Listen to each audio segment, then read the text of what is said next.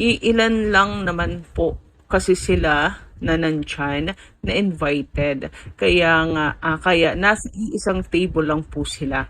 Kaya wag nang ma-issue pa dyan.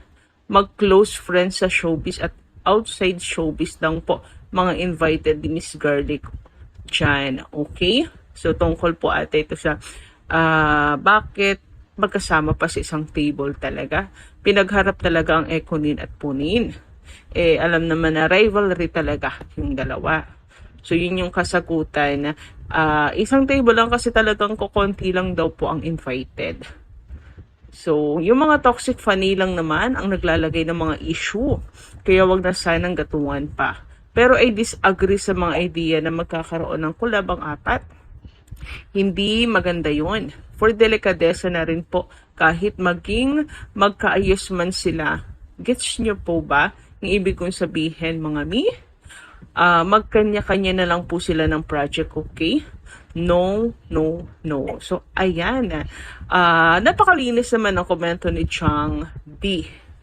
Kaya for sure naiintindihan po ito ng mga Kim Pao fans hinggil sa collaboration ng apat.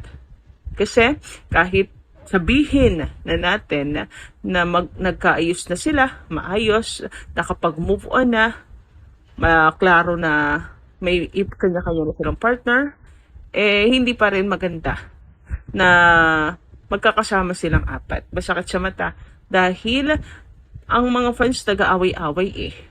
So, not good idea na magkasama silang apat sa isang project, series man or pelikula. Sabi ulit ni Cheng, malabo po na mangyari yung collab nila dahil for delikadesa na rin po, di ba? Both parties. Kaya wag na natin isipin pa yan. Basta tayo, Kim Pao lang, sapat na po, ha? Ayan, yes, focus na lang po tayo ngayon sa Kim Pao. Since wala namang project na ini-explore sadyang invited lang sila sa birthday ni Miss Garlic. And ibaon na po natin yun doon. Wag na nating i-manifest pa na magkaroon ng project. So, nagkasama sila sa isang party. Nagkaroon ng interactions. Si Pao, binati si Echo, ganyan. So, and ibaon na natin yun doon. Iwan na natin yun doon. Let's move on na from that. Lalo na yung kabilang kampo, yung fandom ng kabila, nag-iingay at pinagfe-fiestahan ito. Samantala, dumako naman tayo ngayon dito sa vacation trip po ng Kim Pao na kung saan, balita po natin, nag-vacation trip din po sila sa Germany. Sabi nga po ng mga commentary ng mga fans, sa batila ang trip nila Kim and Paolo na vacation ay world tour. Talagang kung kakayanin, talagang mag-world tour ang Kim Pao. Ganyan daw kamahal ni Paolo si Kimi, ni spoiled. Para bang gusto na niyang ibigay ang buong mundo kay Kimi. Buong mundo talaga. Paka-OA. Pero ayun nga, saan nga daw kaya talaga nagbakasyon po sila Kim and Paolo? May kanya-kanyang kasi doon sa pinost ni Paolo, baka daw panlilin lang, pero yung iba, clue ito kung saan sila nagbakasyon. So bakit kasi hindi pa mag-post ng magkasama kayo mismo sa picture para hindi na nahuhula yung mga fans at hindi na nagtatalo-talo. Kung mag-aayuda na lang din, pakisagad na raw Kim and Paolo. Ayaw na ng installment, gusto biglaan na. Mawawala ang exciting niya, ang exciting part. Excitement natin yung lahat pag nagkaganon. Kasi wala na, finish na talagang tunay. Anyway, mas maigi na rin nga daw yun para mapanatag ang mga fans. Pero palagay ninyo, saan kaya ito? Parang sa Paris nga daw po Pero sa ayun, sabi nila sa Germany, meron pang sa Norway. Ayan. So, ayun. Pinag-mall tour niya talaga ang Kim Pao. Travel all over the world ang peg. Pero isa lang daw po ang sure dyan. Pag sure na pinagplanuhan talaga ni Paolo, itong vacation trip nila ni Kimi. nung Pasko at Bagong Taon. Pinagplanuhan talaga niya paano nila i-spend ng productive ang kanila pong bakasyon. Yes, kailangan talaga productive. Lalo na po si Kimi na talagang dumaan po na para bang naging sigsag yung buhay po niya nung 2025, di ba? Nasarurok na kasikatan, nasarurok ng kasiyahan, tapos biglang hahanasin siya ng mga bashers, di ba? Dami din kayong mga bashers na nagdaan kay Kimi noong 2025. Yung deserve, di ba yung word na deserve, aba ay hindi naman po siya ang may kasalanan noon. Ang may kasalanan po noon ay yung gumawa ng script sa Showtime, di ba? Kay Kim pa talaga pinabasa, ay may movie si Kimi. Kaya nga binoykot ang May Love Will Make You Disappear ng mga netizens na nasaktan. At the same time, yung sa Ivy of Spades pa yun? Yung Four of Spades, ganyan.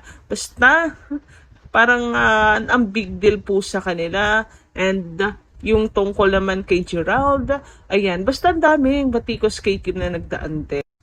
Tapos, biglang may project ang The Alibi, another blessing sa buhay ni Kimi. Ang daming mga events din ng Kim Pao ng 2025. Then biglang nagkaroon naman ng kaso, problema, paghahayag ng problema sa publiko ni Kimi sa kanyang kapatid na si Ate Lakam. So, siksag talaga ang buhay ni Kim ng 2025. Kaya deserve talaga po ni Kimi ang makapagpahinga. Kaya naman, thank you so much, Papi, kung talagang pinagplanuhan mo to para si Kimi iyong mapasaya. Spoiled nga ata ang prinsesa eh. Uy! Kung totoo na magkasintahan sila pero wala pang engagement o kasal, normal at healthy ito. Hindi lahat ng relasyon kailangang madaliin o gawin grande agad. Ipinapakita nito na pinipili nilang kilalaning muna ang isa't isa ng mas malalim. Mas mahalaga sa kanila ang privacy at stability kaysa sa public pressure. Hindi sila nagpapatangay sa hype o dikta ng fans at social media. Maraming posibleng dahilan at lahat ay valid. Pareho silang busy sa kani-kanilang career. Maaaring gusto muna nilang i-enjoy ang present. Ayaw nilang gawing project o content ang personal na buhay. Maingat sila dahil parehong galing sa high-profile relationships. Ang mahalaga, hindi basihan ng tunay na pagmamahal ang singsing o kasal agad. Natural lang na may fans na excited at umaasa, fans na nagbibigay ng sariling interpretasyon, singsing, kilos o body language, bashers o doubters. Pero dapat tandaan, relasyon nila ito, hindi atin. Walang sino man ang may karapatang magdikta kung kailan sila dapat mag-engage o magpakasal. Kung magjowa sila, mas mahalaga ang respeto, tiwala at suporta. Hindi kailangang patunayan araw-araw sa publiko. Mas maganda ang relasyon na tahimik pero totoo. Minsan, ang mga relasyong hindi minamadali ang siyang mas tumatagal. Sa halip na mag-pressure, suportahan na lang sila bilang individual artists. I-enjoy ang projects nila kung meron man. Hayaan silang magdesisyon sa tamang panahon. Kung dumating ang engagement o kasal, mas magiging masaya at makahulugan iyon dahil dumating sa tamang oras, hindi dahil sa chismis o hula. Kung magjowa sina Kim Chiu at Paulo Avellino pero hindi pa engaged o kasal, walang mali roon. Ang mahalaga ay totoo, maayos at masaya sila, kahit walang singsing sa ngayon. Ang pinakamahalagang punto ay relasyon nila ito, hindi chismis o hype sa social media. Hindi lahat ng public interaction o sightings nila ay nangangahulugang engage na agad. Ang totoo, magkasintahan sila, pero nasa stage pa rin ng pagpapakilala at pag-iintindi sa isa't isa. Hindi maiiwasan ang curiosity ng fans at media, pero minsan, ang ganitong pressure ay maaaring magdulot ng stress sa couple, misinterpretation ng public, Expectations na hindi realistic. Dapat bigyan ng space ang personal nilang desisyon sa tamang panahon. Ang kasal o engagement ay choice at timing, hindi requirement para masabing seryoso ang relasyon. Maganda na nakatuon muna sila sa pagkilala sa isa't isa, pag-enjoy sa kasalukuyang samahan, pag-handle ng career at personal life ng maayos. Para sa mga fans, mas mahalaga ang support at respeto kaysa sa speculative excitement. Hayaan silang magdesisyon ng natural. Kapag dumating ang engagement o kasal, magiging meaningful ito dahil walang pressure, genuine ang relasyon. Ang balita ay isang magandang paalala na hindi lahat ng relasyon kailangang masilyusan agad sa pamamagitan ng engagement o kasal para maging seryoso o tunay. Sa kaso ni na Kim Chiu at Paulo Avellino, malinaw na magjowa sila pero nasa yugto pa rin ng pagkilala, pagtitiwala at pagpapadalim ng kanilang samahan. Ipinapakita nito na mas pinahahalagahan nila ang quality ng relasyon kaysa sa pressure ng publiko o social media hype. Hindi rin may iwasan na may curiosity at excitement mula sa mga fans. Natural lang na gustong makita ng marami ang progress ng kanilang relasyon, lalo na't parehong kilalang personalidad ang dalawa. Ngunit mahalaga rin na bigyan sila ng space at respeto sa mga personal nilang desisyon. Ang pagmamadali ng engagement o kasal, lalo na dahil sa pressure ng fans, ay pwedeng maging sanhi ng stress at misunderstanding. Ang pagiging magjowa nila ngayon ay may malinaw na mensahe. Ang pagmamahal ay hindi nasusukat sa singsing o sa kasal sa simbahan. Mas mahalaga ang pagtutulungan, pag-unawa at pagtitiwala sa isa't isa, ang mga pundasyon ng matibay na relasyon. Kung dumating ang engagement o kasal sa tamang panahon, mas magiging meaningful ito dahil walang external pressure at tunay na handa sila. Sa pangkalahatan, ang balitang ito ay isang magandang paalala na hindi lahat ng relasyon kailangang masilyusan agad sa pamamagitan ng engagement o kasal para maging seryoso o tunay. Sa kaso ni na Kim Chiu at Paulo Avellino, malinaw na magjowa sila pero nasa yugto pa rin ng pagkilala, pagtitiwala at pagpapadalim ng kanilang samahan. Ipinapakita nito na mas pinahahalagahan nila ang quality ng relasyon kaysa sa pressure ng publiko o social media hype. Hindi rin may iwasan na may curiosity at excitement mula sa mga fans. Natural lang na gustong makita ng marami ang progress ng kanilang relasyon, lalo na't parehong kilalang personalidad ang dalawa. Ngunit mahalaga rin na bigyan sila ng space at respeto sa mga personal nilang desisyon.